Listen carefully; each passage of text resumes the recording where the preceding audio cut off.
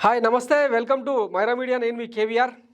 ఈ దునియా మొత్తంలో ఐన్స్టీన్ తర్వాత అంతటి ఐక్యూ నాదే, అంతకంటే తెలివైనని నేనే, ప్రపంచాన్ని సృష్టించింది నేను, కంప్యూటర్ కనిపెట్టింది నేను, మొబైల్ ఫోన్ను ఇన్వెంట్ చేసింది నేను అని చంద్రబాబు నాయుడు చెప్పుకోవడం గతంలో చూసాం కదా.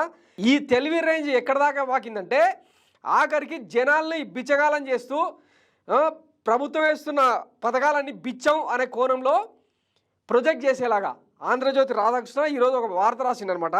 అదేంటంటే బాదుడులో బాద్షా, ఎడాపెడా నిలువు దోపిడి, జగన్ వరుస దెబ్బలతో జనం విలవిల, నిత్యావసరాల నెల బిల్లుతో గుండె గుబేలు, పప్పుల నుంచి విద్యుత్ దాకా అన్ని డబుల్, బాదుడే బాదుడంటూ ఎన్నికల్లో జగన్ ప్రచారం.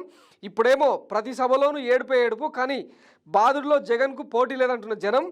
గత 4 ఏళ్లలో సామాన్యుడి బతుకు బేజారు, చెత్త నుంచి ఆస్తి పన్ను వరకు బాదులు, కరెంట్ నుంచి మద్యం వరకు పిండేయడమే భారీగా పెరిగిన నెలవారీ ఖర్చులు, రాష్ట్రంలో సగటు పౌరుడి బతుకు ఛిద్రం అనే ఒక పెద్ద బ్యానర్ ఐటెం రాసిండు. నవరత్నాల పేరుతో ఒక్కొక్క కుటుంబానికి యావరేజ్గా అందిన లబ్ధి 1,74,000 అయితే అదే కుటుంబం నుంచి యావరేజ్గా ఒక్కొక్క కుటుంబం నుంచి 2,67,000 రూపాయలు దండుకున్నారని చెప్పి ఈయన సింపుల్ టర్మ్స్లో చెప్పిండు. ఓకే, బాగుంది, ఫైన్ రాధాకృష్ణ గారు. తలసరి ఆదాయం 3,17,000 దాకా పెరిగింది, తెలంగాణ ఆదాయం ఇంచుమించు 13 లక్షల కోట్లకు పెరిగింది అని. ఈ లెక్కలన్నీ ఎవరికి అర్థమవుతాయి? జిఎస్డిపి వేరు, మనుషుల జీవన ప్రమాణాలు వేరు. ఇక్కడ మీరు గుర్తించాల్సింది ఏంటంటే ప్రభుత్వ సంక్షేమం ఏదైనా సరే పేదలు మధ్యతరగతి వర్గాలకు ఆసరా చేయుతని చేతికి మాత్రమే. ఇదే నీ చంద్రబాబు కనుక చేస్తుంటేనేమో అది సంసారం, జగన్ చేస్తుంటేనేమో వ్యభిచారం. పోనీ ధరలు ఒక్క ఆంధ్రప్రదేశ్లోనే పెరిగినాయా? సోమాలియా, జింబాబ్వే లాగా డబల్ రొట్టె $10 లక్షల ఇక్కడేమైనా కొంటున్నారా? కొంచెం కూడా తెలివి లేకుండా, కొంచెం కూడా సోయి లేకుండా ఎట్లా రాస్తారు ఈ కథనాలు? ఇట్లాంటి కథనాలు రాసే 2019లో చంద్రబాబును, టీడీపీని శాంతం నాకించేశారు.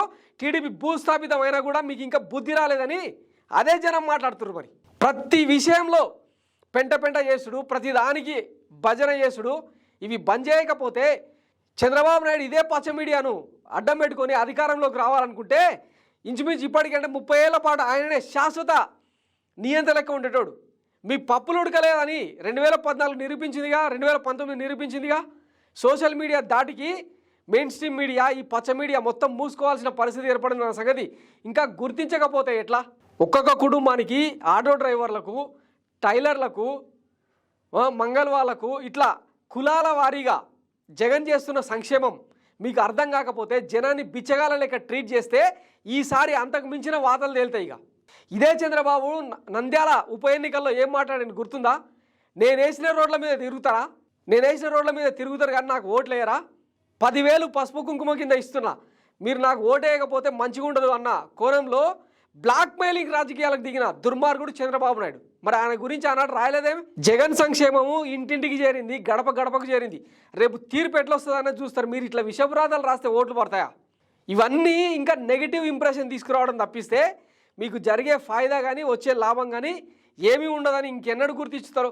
అంటే ఒక స్టేజ్లోకి వెళ్ళిన తర్వాత మనిషి కింద స్థాయిలో ఏం జరుగుతుందన్నది అహంకార పూరిత ధోరణిలో గుర్తించరని చెప్తుంటారు అనమాట. దీనికి నిదర్శనమే మీరు.